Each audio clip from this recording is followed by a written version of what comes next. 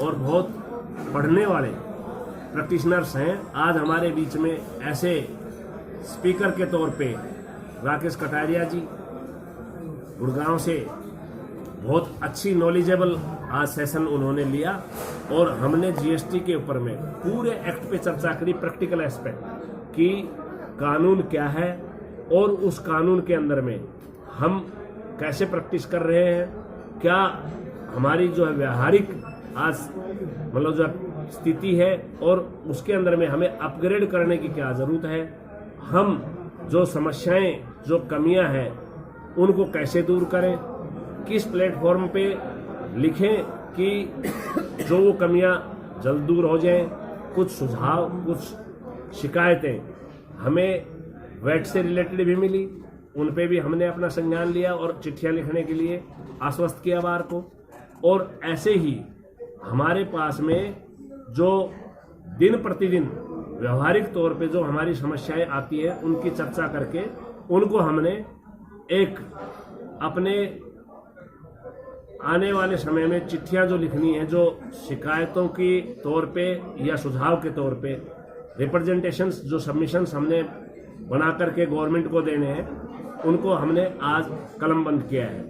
दूसरा, हमने साथ में ये निर्णय लिया है कि यदि कोई शिकायत अफसर की है जो यहाँ पर स्पेशली रिपीट होकर के आ रही है कि अव्यवहारिक तौर पे कुछ अफसर जो है पेश आते हैं, तो उनको भी संज्ञान में लेते हुए हम ये गवर्नमेंट को आगाह करेंगे कि एक फ्रेंडली माहौल के अंदर में मतलब जो है काम हो, जिसके अंदर में अधिवक्ता साथी और व्यापारी और जो है सरकारी कर्मचारी, अधिकारी हों या दूसरे हों, वो एक फ्रेंडली वे में काम करें। उससे आगे आने वाले समय में बहुत अच्छा रेवेन्यू बढ़ेगा। और आज भी एक अपने आप ऑटो कलेक्शन में ही जीएसटी रेवेन्यू बढ़ता हुआ जा रहा है। यदि हम एक व्यवहारिक तौर पे, फ्रेंडली तौर पे और अच्छे ढंग से हम पेश आएंगे, काम करेंगे, तो वो हमारे लिए, सबके लिए अच्छा होगा। और इन्हीं के साथ साथ में कुछ और सुझाव व शिकायतें हमने अपने प्रस्ताव में ली और हमने एकजुट होकर के यूनिवर्सली ये रिजोल्व किया कि इन सब शिकायतों को हम जल्दी दूर करवाएंगे। हमने बार को आश्वस्त किया कि जो कमियां हैं उनको दूर करवाने के लिए उचित प्लेटफॉर्म पे हम लिखेंगे।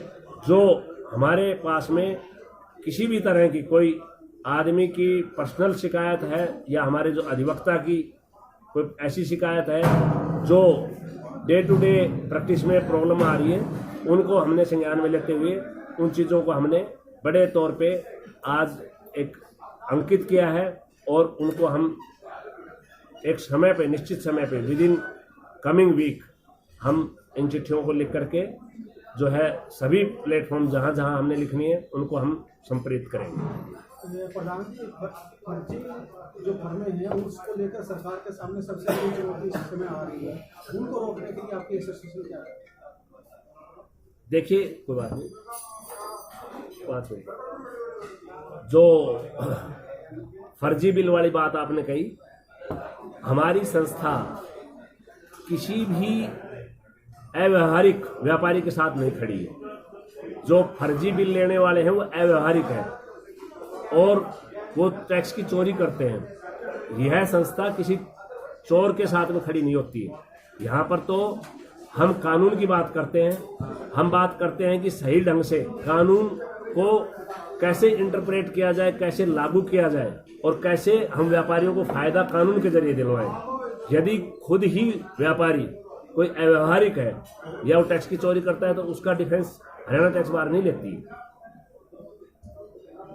हम लोग ऑनेस्ट टैक्स पेयर की समय समय पे जो समस्याएं होती हैं ना, उनको उठाते हैं और उनके रिजोल्यूशन के लिए सरकार के उचित मंचों पर सुझाव भेज के उनके सुझाव भेजकर उसका समाधान कराते हैं। हरियाणा टैक्स बार एक इकलौती ऐसी संस्था है जो कि हरियाणा में अधिवक्ताओं की रजिस्टर्ड बॉडी है और कोई संस्था ऐसी रजिस्टर्ड नहीं है जो कर अधिवक्ताओं के हितों में के लिए काम करती है।